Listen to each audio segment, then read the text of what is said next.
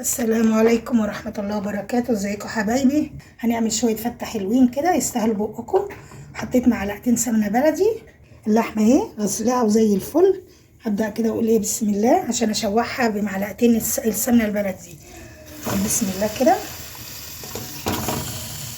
حلوة كده. بسم الله الرحمن الرحيم.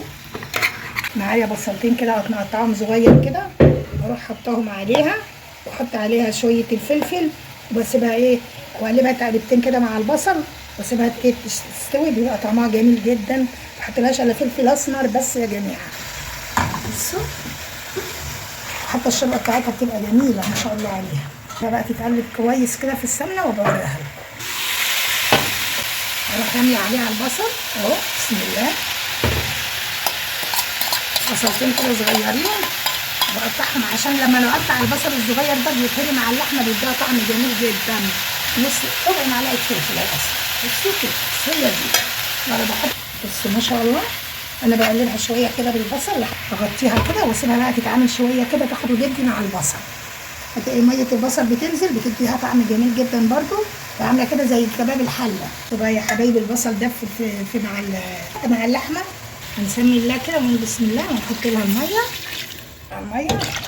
بصوا يا حبايبي بقى بصوا بسم الله ما شاء الله القدم بتاع اللحمه. بصوا الشوربه عامله ازاي سمن بلدي اهي. بصوا هسيبها بقى تستوي باذن الله. بسم الله كده عشان انا كده بعمل الرز بتاع الفته. طبعا الرز احنا بنعمله ابيض. اشوحه شويه في السمنه واروح حاطه عليه الميه بتاعته والملح واغطيه واسيبه يستوي. يا حبايبي انا طبعا عملت الرز. هبدا بقى ايه اعمل ايه الدمعه بتاعت الفته.